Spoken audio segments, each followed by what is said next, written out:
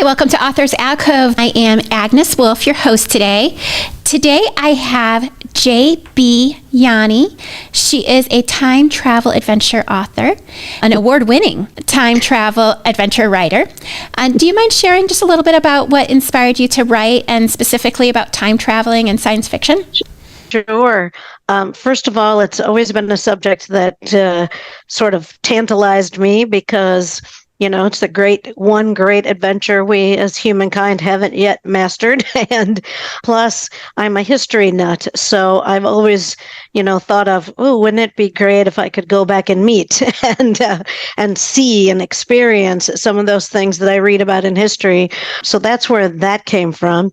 In terms of these actual stories, I am the mother of 3 adult children who had troubled times back in their education, and finding material they were interested in, or finding challenging enough, or finding something that was age appropriate. So it's really kind of pointed at the young adult audience as something that's relatable characters for young people, but also it's set in the 70s, so it has some nostalgia for some adults.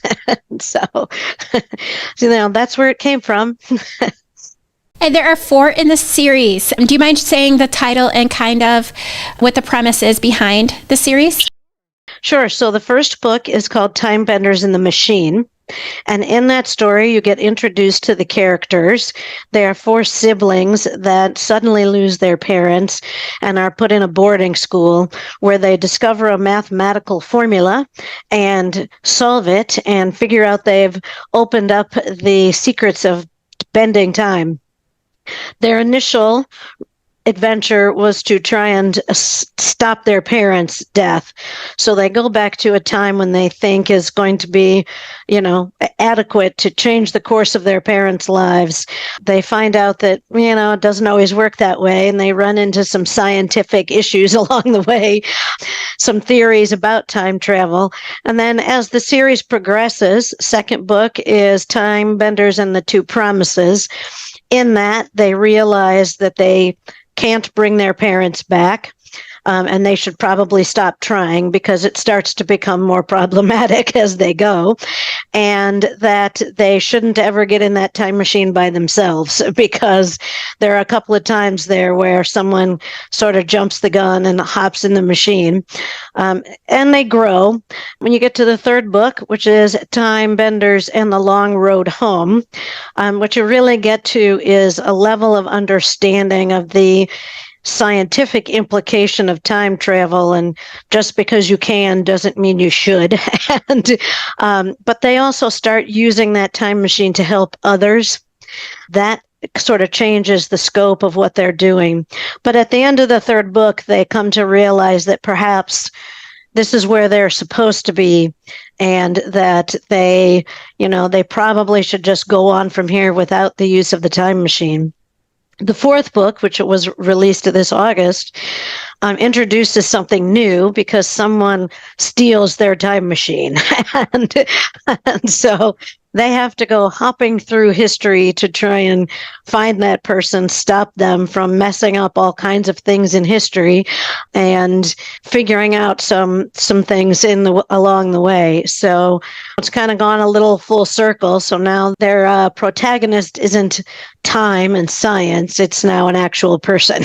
So, that one was the most fun to write, quite frankly. And so, yeah, so that's kind of their adventure, and they grow up and they learn some things about themselves and about their family. And along the way, they go to some historically significant places in history. And that was kind of important to me. That's my favorite subject. And if I can sneak in some learning in a story, I'm all for that. So that's their story, and they're regular, ordinary teenagers. I like that about them. They're everybody knows Ken and a Deb and a Joe, or they were the Ken or Deb or Joe when they were younger, and that's what I'm hoping for. That it's real relatable. And what age range is this series geared for? It's really geared for teens and young adults. I mean, they do teenage things. They participate in sports and go to dances, and, they deal with teenage kinds of everyday problems. But, I also have quite a few grown-ups who have really enjoyed it and written to me about it, and how they loved the fact that it was set in the 70s and there's no Google and Amazon, and but it's targeted to that kind of teen, a little older teen, and into the young adult. Well, I read mostly young adult, and I'm not a young adult anymore. I read young adult too. I don't feel constrained by those kinds of rules. No. Oh, did you always imagine it was going to be a series, or was that the plan from the beginning, or did it just kind of happen that way as you were writing? I started writing that first book, and I was already thinking farther out. And I thought, okay, if I'm going to target young adults, I need to keep it in a kind of manageable pieces. So it was at the point where I sort of understood it was going to be more of a young adult book that I decided to cut it into sort of their life lessons kind of thing. And it's sort of fit better in a series, I think, than in just one big book. It didn't start that way, but, before I was done with the first book, I'd already decided it was going to be broken up into a series. So how do you handle breaking up a longer storyline into a series? You really have to think about the message. And you find, I think, as you're writing along, if I were just writing along, I would get to a kind of a natural point where this is the message I want to convey here. And that would be, I would think, a natural stopping point in the series, because the next message may be slightly different. And rather than get this message, this message, this message, this message, if you kind of stop it there, I think you get more out of that when you're a reader, because the story's kind of centered around that one message. All right. Is there any more in the series that you're writing, or is this done now? I kind of thought when I was working on the fourth book that I was done. However, I've had a lot of feedback about it, and people who have said, no, I don't think you're done. So I've actually started thinking through a process part of the other problem, they're teenagers and they're growing up. So at some point, the way they look at time travel and the way they look at the world evolves and matures. And it's no longer a young adult book if they're all grown-ups. So what I've decided to do is do kind of one more while they're the grown-ups, and then I'm going to introduce something new in the sixth book. So there's going to probably be 6. And so I'm not sure I'll be able to take it farther than that, but I've got some things cooking. So as far as time travel, how did you approach the scientific or metaphysical or whatever aspects of time travel in your book? Well, I did a lot of research, because what I really was going for was I wanted someone to get done with that book and go, yeah, that's possible. That's what I wanted. I didn't want it to be so far out of the realm of possibilities that it felt more like a fantasy book. I wanted it to feel like, yeah, I could see that happening. So I did a lot of research on the theory of time travel, and, came across a recent study where they pretty much solved the mathematical problem of bending time. They just can't figure out how to build the right metallic thing for a human being to be in order to sustain the force required for that. And that's where the idea came from. Really, was that study was, okay, let's pretend for a minute that kind of metal wasn't important. And they could just build something and create these parts that would create this force to be able to do that. And I do reference at the end of all the books the kind of facts around what I kind of pilfered and used in that fiction. So there's some information about the history that I go to, and there's some information about some of the time travel theories and things that I base it on. And I also, I quiz people who are smarter than I am in science. When I come across them, I talk to them and ask them how I'm doing in terms of being close enough. So, yeah, but my goal really was to be just outside the realm of possibility. So, what are some of the specific time travel theories that you had taken from in order to build your storyline? They have a theory about different paradoxes, which really represent, gee, we can't reconcile this with what we currently know. As an example, one of them they refer to as the grandfather paradox, where if you go back in time and you accidentally say, run down your grandfather before your parent was born, when you come back, will you exist? And so the siblings wrestle with this idea that if they meet their parents in the first book, if they meet their parents and they do something dramatic, will that mean that one of them won't be born?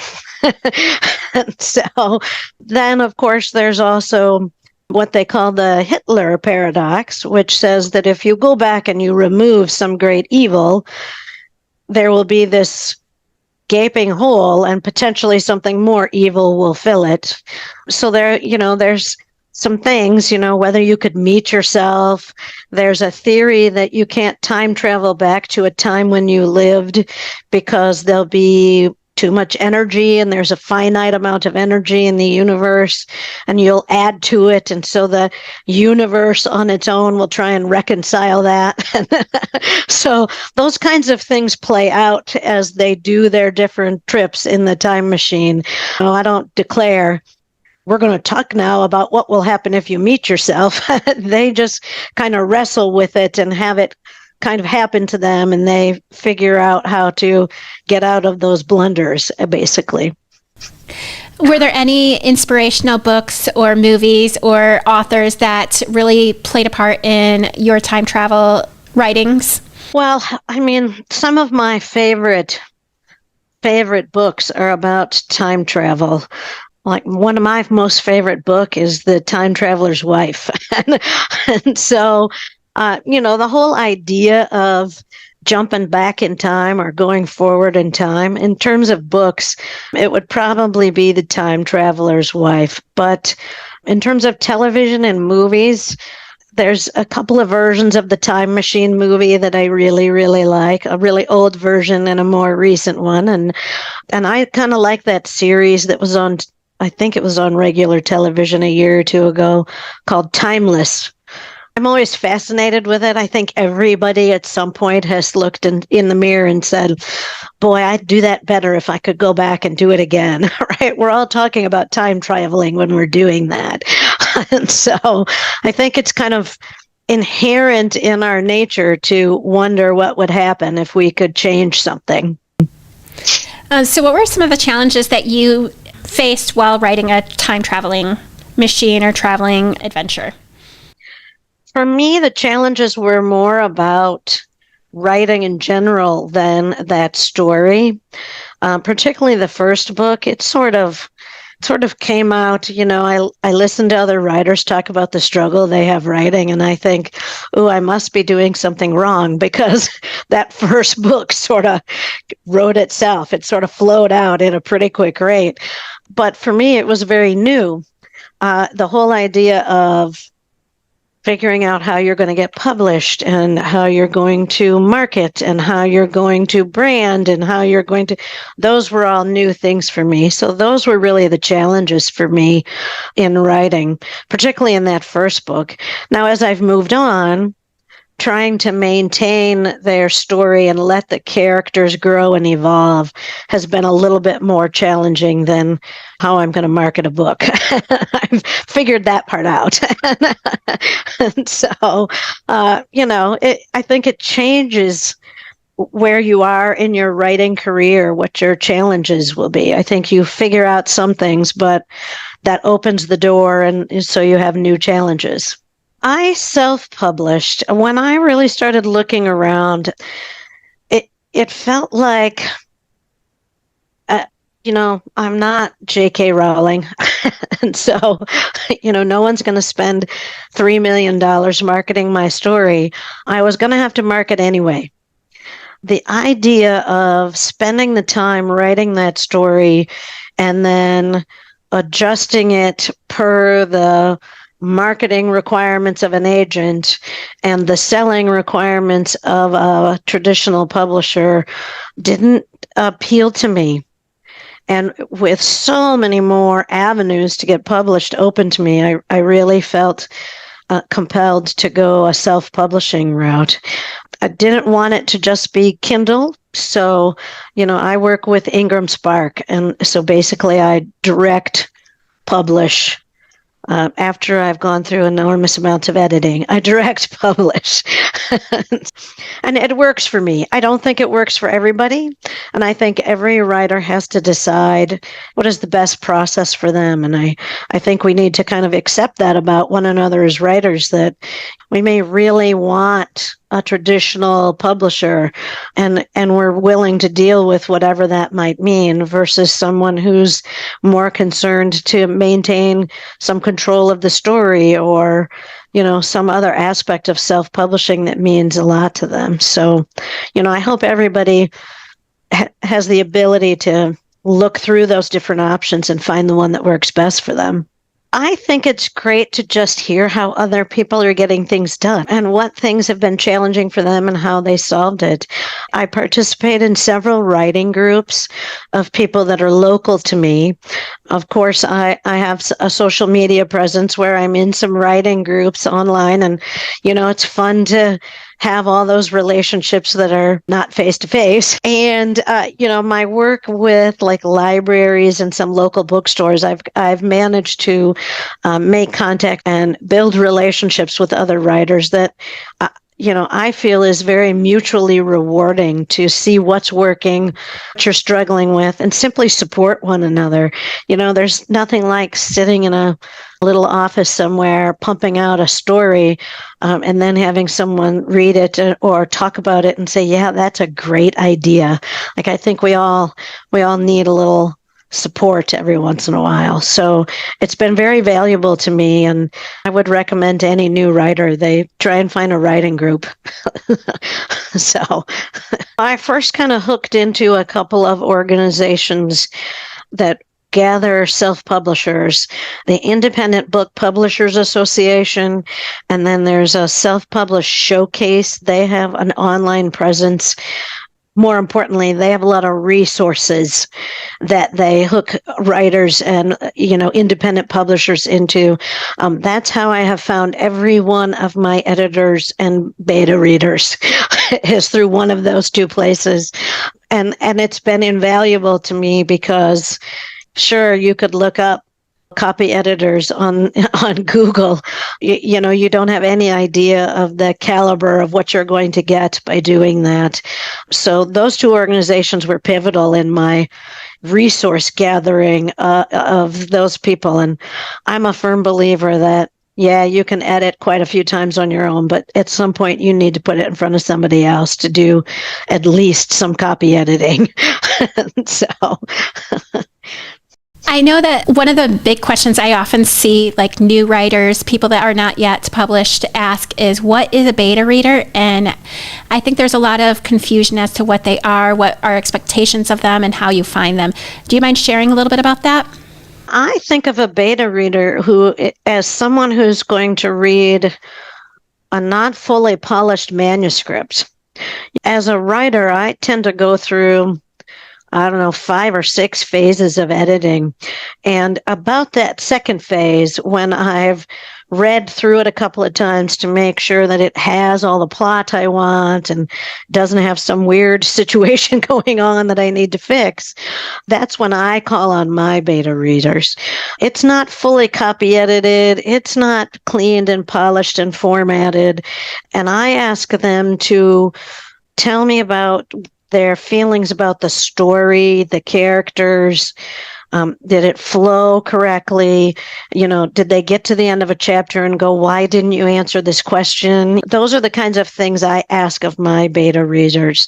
And I have always used one or two people that I know and one or two people that I have only built a relationship as a beta reader. And those people I found online through some of my Twitter writing groups, that people who said they would be willing to beta read. And I think that formula works best for me.